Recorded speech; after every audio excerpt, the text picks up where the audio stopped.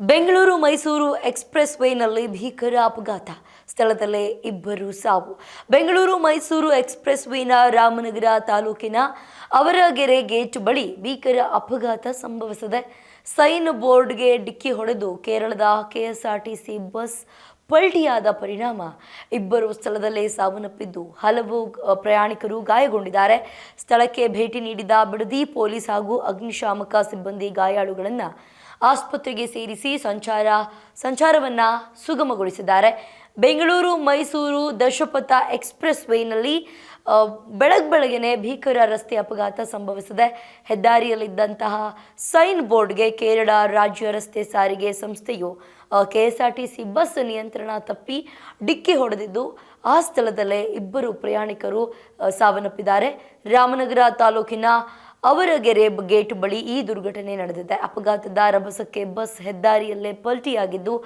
ಬಸ್ನಲ್ಲಿದ್ದಂತಹ ಹಲವು ಪ್ರಯಾಣಿಕರು ತೀವ್ರವಾಗಿ ಗಾಯಗೊಂಡಿದ್ದಾರೆ. ಕೇರಳದಿಂದ ಬೆಂಗಳೂರಿನ ಕಡೆಗೆ ಬರ್ತಿದ್ದಂತಹ ಕೆಎಸ್ಆರ್ಟಿಸಿ ಬಸ್ ರಾಮನಗರ ತಾಲೂಕಿನ ಅವರಗೆರೆ ಗೇಟ್ ತಲುಪುತ್ತಿದ್ದಂತೆ ಚಾಲಕನ ನಿಯಂತ್ರಣ ತಪ್ಪಿ ಹೆದ್ದಾರಿ ಪಕ್ಕದಲ್ಲಿದ್ದಂತಹ ಬೃಹತ್ ಸೈನ್ ಬೋರ್ಡ್ಗೆ ಅಂದರೆ ದಿಕ್ಸೂಚಿ ಫಲಕ ಏನಿರುತ್ತೆ ಆ ಫಲಕಕ್ಕೆ ಜೋರಾಗಿ ಡಿಕ್ಕಿ ಹೊಡೆದಿದೆ.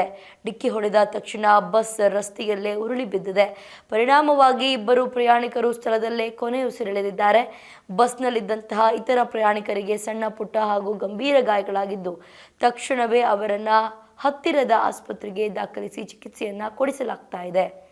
ಭೀಕರ ಅಪಘಾತದ ಹಿನ್ನೆಲೆಯಲ್ಲಿ ಬೆಂಗಳೂರು ಮೈಸೂರು ಎಕ್ಸ್‌ಪ್ರೆಸ್ ವೇನಲ್ಲಿ ಕೆಲಕಾಲ ವಾಹನ ಸಂಚಾರ ಕೂಡ ಸಂಪೂರ್ಣವಾಗಿ ಅಸ್ತವ್ಯಸ್ತಗೊಂಡಿತ್ತು.